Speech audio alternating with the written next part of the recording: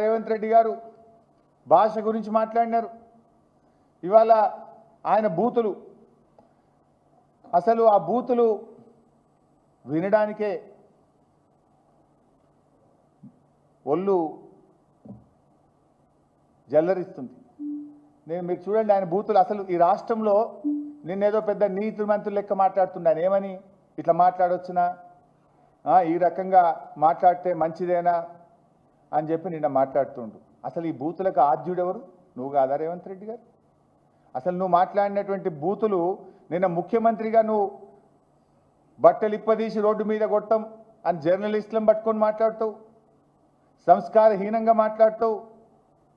అసలు గతంలో రేవంత్ రెడ్డి గారు మాట్లాడిన భాష ఒక్కసారి చూసినాక నేను మాట్లాడతాను. ఆంజయ్ బాబు షార్ట్గా పెట్టు.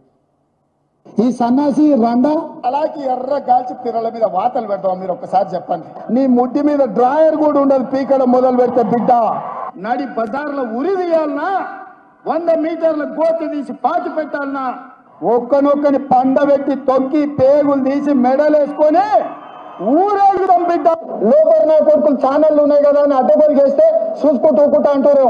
పండబెట్టి తొక్కి పేగులు తీస్తే గాడిద కొడుకులు నొక్కనొక్కని. అట్లాంటి లప్పుడు నా కొడుకులకు నేను సమాధానం చెప్పను. తన అమ్మ మొగుని ఇంట్లోనే అన్ని తెచ్చి చూపించుకోమని చెప్పారు. టీవీలో వేసుకో, నాకు ఏం అభ్యంతరం లేదు.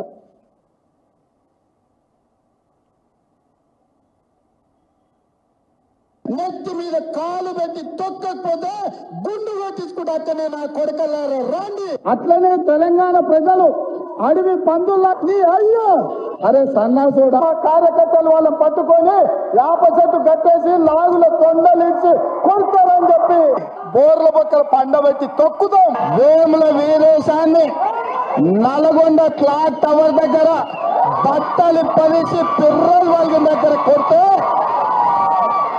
ఎట్లా జవాబు చెప్పాలి? గట్లనే చెప్తాం. మూసిగేసుకొని వస్తే మూసుకు ఊడవికి బట్టలు గుడ్డలు కూడా తీసి కొడతా అని చెప్తున్నాను.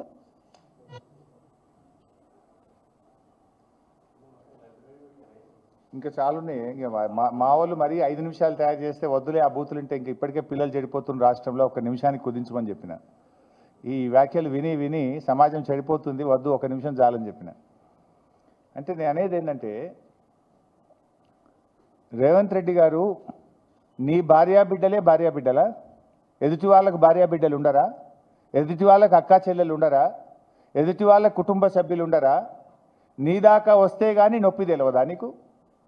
నువ్వు గతంలో కేసీఆర్ గారిని పట్టుకొని కాల్చిపారేయాలని మాట్లాడినావు, ప్రగతి భవన్ నువ్వు పేల్చివేయాలని మాట్లాడినావు.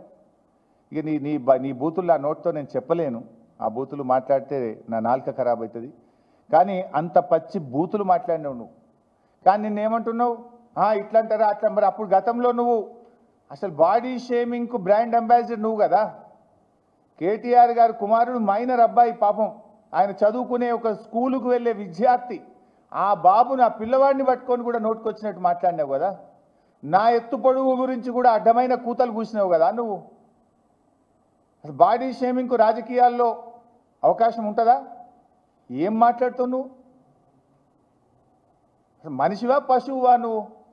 మనిషి అయితే అన్నం తినేటోడైతే ఇట్లా మాట్లాడింది నువ్వు, చెడగొట్టింది నువ్వు, రాజకీయాలను కలుషితం చేసింది నువ్వు, బూతులకు నిలయం చేసింది నువ్వు.